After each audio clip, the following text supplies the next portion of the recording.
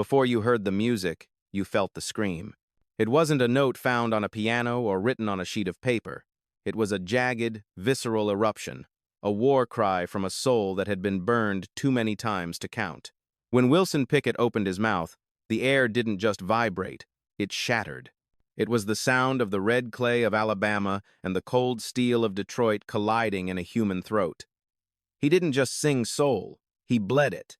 Every scream was a confession of a man who spent his life running from a darkness that was always one step behind him.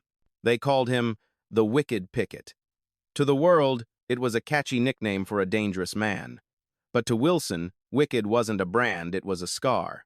Imagine standing in the wings of a theater, watching a man walk onto the stage in a sharp, three-piece silk suit. He looked like a king. He looked invincible. But if you looked into his eyes, you didn't see a star. You saw a house on fire. This was a man who carried a pistol in his pocket and a hurricane in his heart. He fought his band members as if they were his enemies. He cursed the world as if it owed him a debt that could never be paid. He was the R&B outlaw, the first true gangster of soul, long before the world had a name for it. While others sang about the sweetness of love, Wilson sang about the agony of survival. He didn't want your applause. He wanted to scream until you felt the same fire that was consuming him. Every drop of sweat that fell from his brow on those midnight stages was a tear he refused to shed in private. But where does that kind of rage come from? To understand the monster, you have to find the boy. Before the headlines, before the cocaine haze, and before the dark sunglasses were used to hide the broken bones in his face, there was a barefoot child in Prattville, Alabama. He was a boy born in a shack with no light, raised in a world where the only thing louder than the gospel hymns was the sound of a mother's hand striking bone. They called him Wiggly because he was a spark that couldn't be extinguished. But the world tried. Oh, how it tried. From the sun-blinded cotton fields to the lonely, neon-lit corridors of fame, Wilson Pickett didn't just walk a path, he carved a trench through the American soul. He gave this country its heartbeat, but he paid for it with his peace. He gave us the soundtrack to our rebellion, but he spent his nights in a private hell that no amount of gold records could ever illuminate. This is not just a story of a singer. This is a journey into the wreckage of a man who wrestled with God and the devil in every single breath. This is the story of a man who screamed because if he didn't, he might have simply disappeared. This is Wilson Pickett, the wicked, broken soul of America. To understand the fire that eventually consumed Wilson Pickett, you have to look at the fuel that was piled up in his childhood. He wasn't born into a world of harmony. He was born into a world of survival. The 18th of March, 1941, Prattville, Alabama. It was a place of red dirt, deep shadows, and a silence so heavy it felt like a physical weight. Wilson was the fourth of 11 children, crammed into a one-room shack where the walls were thin and patience was thinner. His father, Wilson Sr., was a man of the shadows, selling moonshine just to keep the family from starving until the day the law finally caught him, leaving the house even emptier than before. But it was his mother, Lena, who left the deepest scars. She was a woman hardened by the world, and when her temper flared, it wasn't just words that flew, it was anything she could reach. Wilson once recalled a day when he dared to talk back, a moment of defiance in a child who already felt too big for his surroundings. His mother struck him with a stick so hard it snapped the bone in his arm. In that house, bow look wasn't something you learned from the streets. It was an inheritance, passed down with the morning meal. They called him Wiggly back then, because even as a toddler, his spirit seemed to be vibrating at a frequency the world couldn't contain. He couldn't stay still, and he couldn't stay quiet. Music was his first escape, and the church was his first stage. His grandfather was the preacher, a man who ruled the pulpit with an iron Bible and a voice that demanded submission. Imagine a young Wilson, standing in the middle of a gospel choir, his voice rising above the elders, raw, jagged, and wild. He felt the Spirit, but it wasn't just the Holy Spirit. He was already humming the forbidden melodies of the blues in the cotton fields. When his grandfather caught him, he didn't offer a prayer of guidance. He beat the boy over the head with a Bible. "God's music only," the old man would roar. But Wilson's soul was already searching for something more human, something that spoke to the ache in his bones and the hunger in his belly. Every morning, He picked cotton until his small hands bled and his back felt like it would break. And every night, he would lay under the Alabama stars, singing to the darkness. He sang gospel to please the heavens, but there was trouble brewing in his blood. He fought almost every day on the way to school, in the fields, behind the church. He was a boy who refused to be small, and in 1,940 seconds, Alabama, a black boy who refused to be small, was a target. By the age of 14, Wilson had reached his breaking point. He looked at the endless rows of white cotton and saw a graveyard for his dreams. He didn't want to die in the red dirt. He didn't want to be another nameless face broken by the system. He packed a small bag, tucked a slingshot into his pocket, and walked away from the only home he knew. He was heading north, to Detroit, a city of steel, smoke, and sound. He was a boy running away from a beating, but he was also a man running toward a destiny that would change the heartbeat of America forever. He left Alabama with a broken arm and a fractured heart, but he carried a voice that was about to set the entire world on fire. Detroit in the late 1,950 seconds was a battlefield disguised as a city, a roaring engine of cars, smoke, jazz, and gospel all colliding in the same humid air. For a teenager from Alabama, it was like stepping onto another planet. Wilson was 18, restless, and possessed by a hunger that no factory job could satisfy. He had spent his first years in the North singing with gospel groups like the Violinaires, but he could feel the world changing. He saw Sam Cooke leave the church and become a god of the airwaves, and Wilson knew he wasn't meant for the choir loft. He was meant for the fire. He joined a group called the Falcons, and that was the moment the world first got a taste of the wicked to come. In 1962, they released a track called I Found a Love, but when Wilson stepped up to the mic, it didn't sound like a typical R&B song. It sounded like a man having a spiritual breakdown in the middle of a street fight. His rasping growl and raw electricity didn't just lead the song, it took the track hostage. The industry took notice. Even James Brown, the Godfather himself, watched from the wings and realized he had competition. Brown famously said, "That boy could tear the roof off a funeral." It was the ultimate compliment, but Wilson didn't want compliments. He wanted the throne. But fame is a jealous mistress. When Wilson decided to go solo, he found himself cheated. He wrote a song called If You Need Me and sent it to Atlantic Records, only to watch them give it to their established star, Solomon Burke. Burke's version hit the charts, and Wilson's heart turned into a weapon. He swore right then he would never be a victim of the machine again. When his small label tried to keep him under a bad contract, Wilson didn't call a lawyer. He pulled a gun on the owner's partner. He gave them a choice. Let me walk or crawl. They let him walk. In 1964, Atlantic Records finally came calling for the man himself. Jerry Wexler, the legendary producer, saw the lightning in Wilson's throat and knew it needed a specific kind of ground. He didn't keep Wilson in New York. He sent him south, back to the roots, to Memphis, Tennessee. Memphis was where the magic met the muscle. Wilson walked into Stax Records and met the house band, Booker T, and the MGs, and a young guitarist named Steve Cropper. The chemistry was instant and explosive. They weren't just musicians, they were architects of a new American sound. In a session that has become the stuff of legend, they spent hours trying to find a rhythm that matched Wilson's intensity. Wexler suggested a delayed beat, a backbeat that felt like it was leaning back against a wall. That was it. That was the pulse of In the Midnight Hour. Recorded in a single take, the song was a thunderstorm on vinyl. It was part church revival, part street corner seduction. When it hit the radio, it didn't just climb the charts, it set them on fire. Suddenly, Wilson Pickett wasn't just another soul singer. He was the voice of a new, defiant America. Over the next 2 years, he unleashed a barrage of hits. Land of 1,000, Dances, 634 to 5,000, 789, Mustang Sally. He strutted, he screamed, and he preached his way into the history books. To the fans, he was a superstar. But to those who stood too close, they could see the danger growing. The Wicked Pickett wasn't a character he played on stage, it was the man he was becoming. Every performance ended in sweat, blood, and broken glass. He was shining brighter than anyone else in the sky, but he was burning out from the inside, fueled by a rage that no hit record could ever soothe. By 1967, Wilson Pickett was no longer just a man. He was a force of nature that the music industry didn't know how to contain.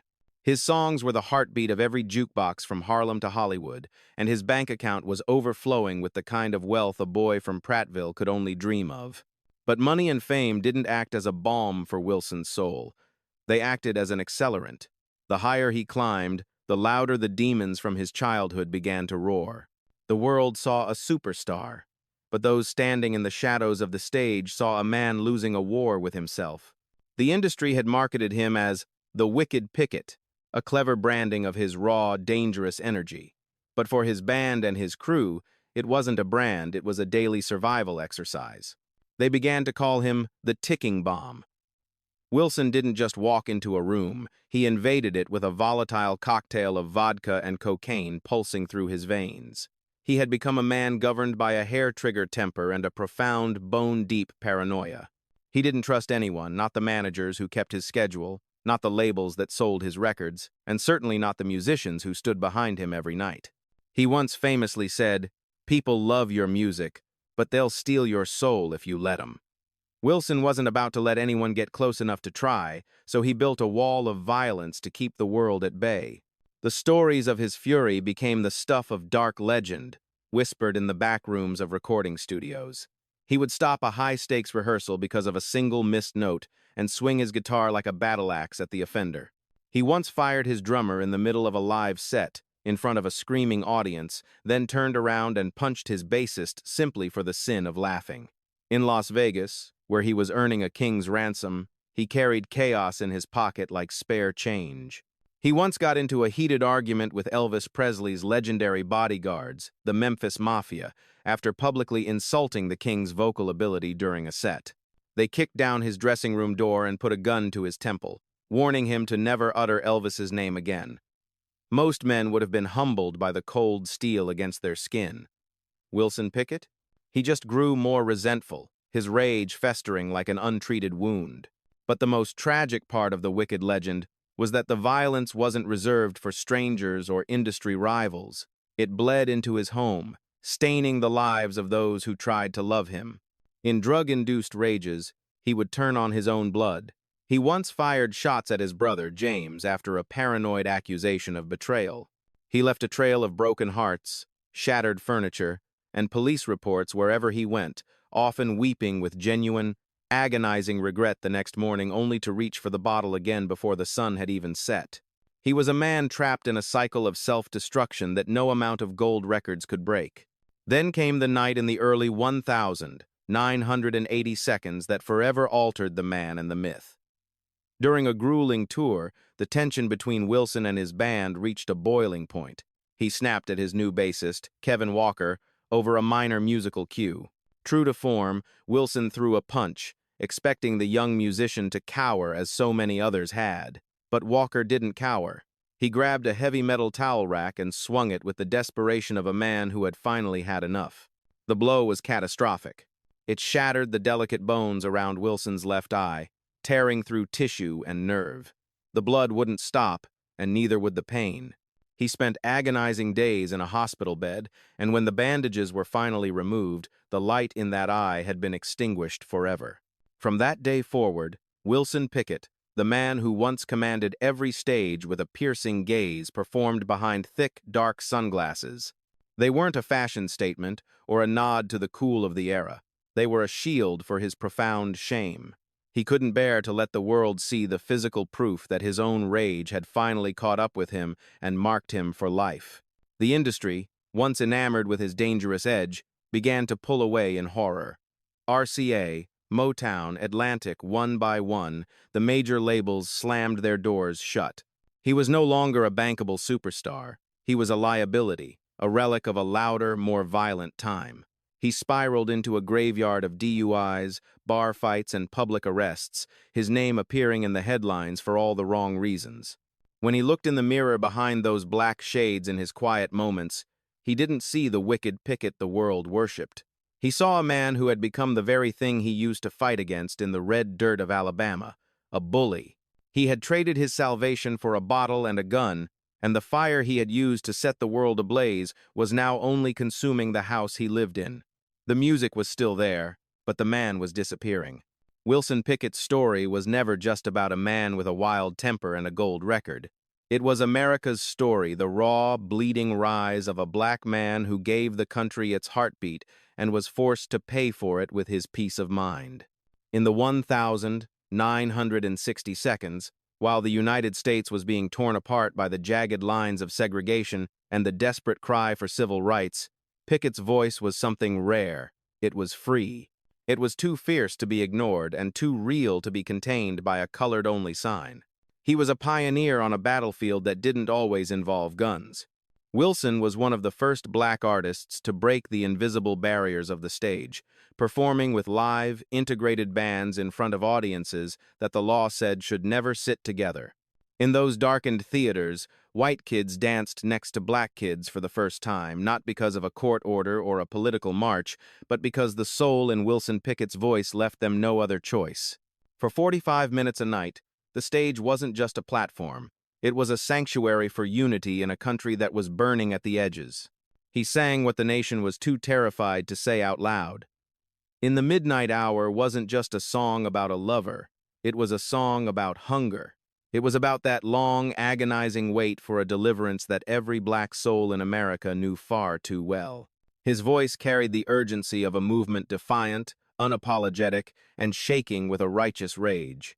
But the tragedy was that America loved its black stars only when they were smiling and safe. The same system that sold millions of his records whispered behind closed doors that he was too dangerous, too angry. When Pickett broke the rules, they called him wicked.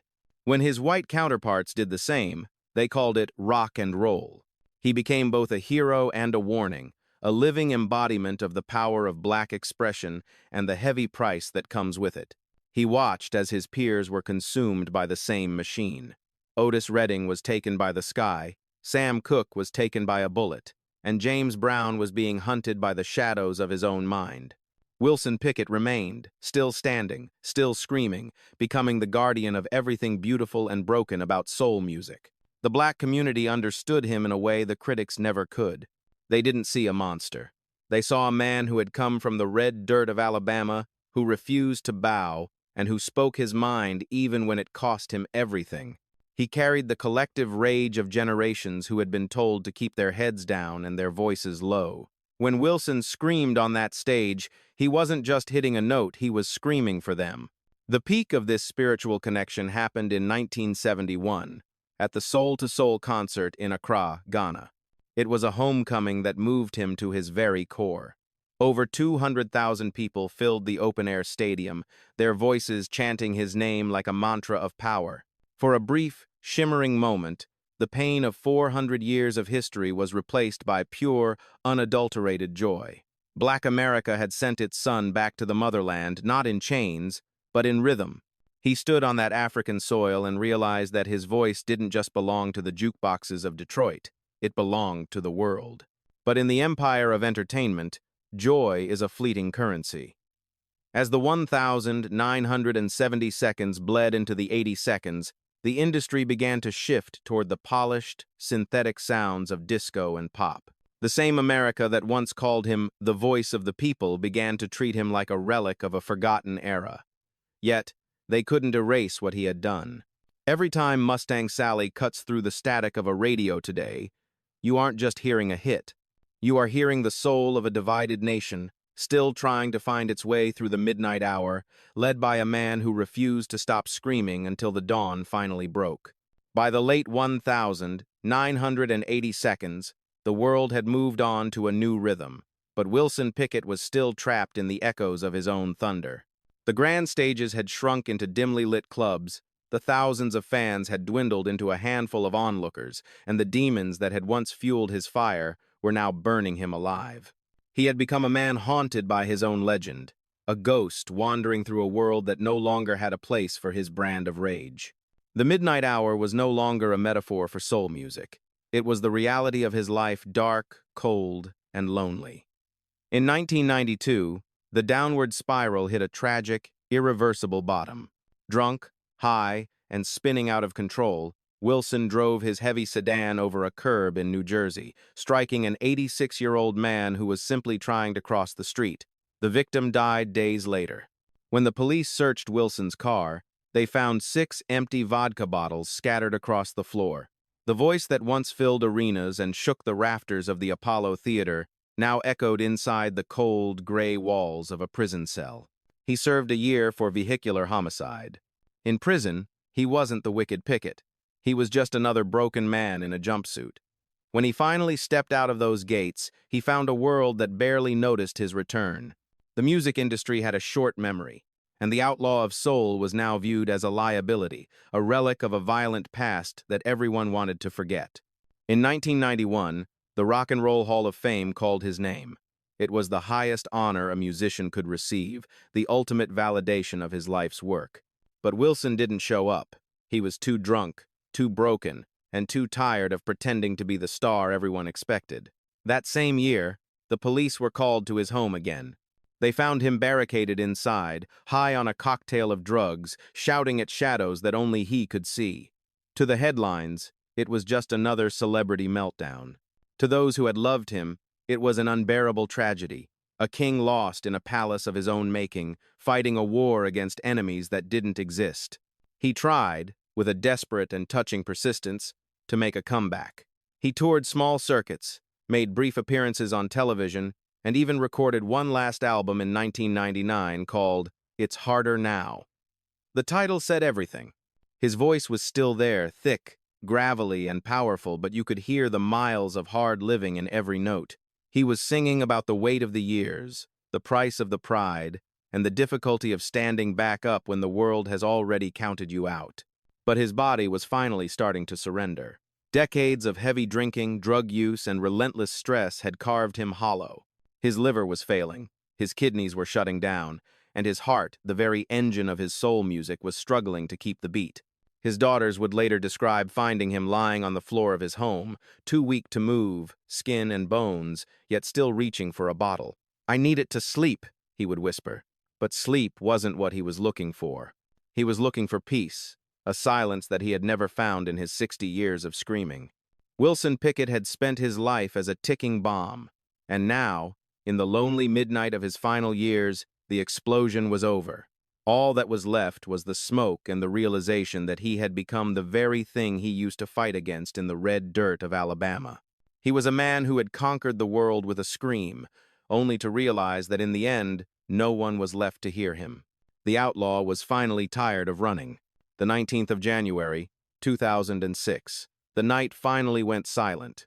In a quiet nursing home in Virginia, far from the neon lights of Vegas and the roar of the Memphis studios, Wilson Pickett's heart, that restless, battered engine of American soul, stopped beating. He was 64 years old. The man who had spent his life setting the world on fire had finally burned himself out.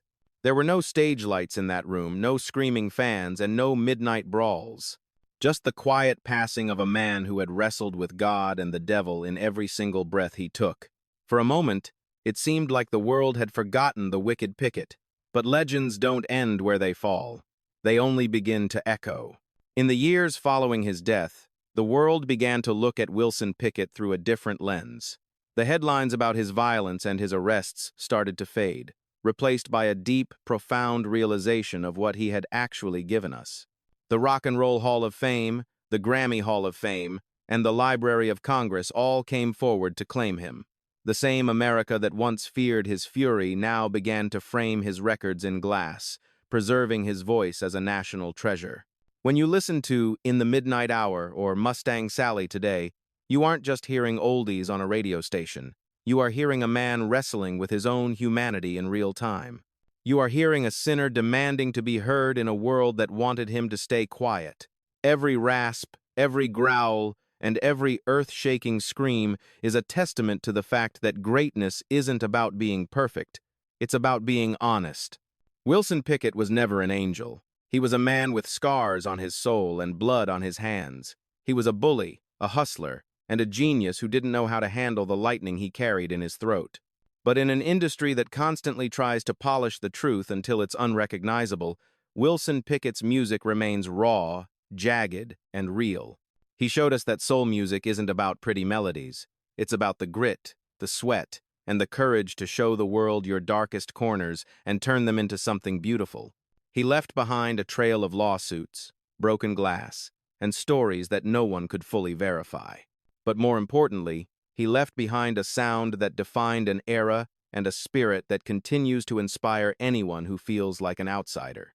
He was the original gangster of soul, the man who proved that you could come from a one-room shack in Alabama and change the heartbeat of the entire world. He sang about the midnight hour, that dark, uncertain time just before the dawn. Maybe that's where his spirit still lives today. Somewhere between sin and salvation, somewhere between the red dirt and the gold records. He is still out there, standing in the shadows of the stage, cigarette in hand, eyes hidden behind dark shades, waiting for the beat to drop. He is still screaming, he is still shining, he is still wicked, and he is forever ours.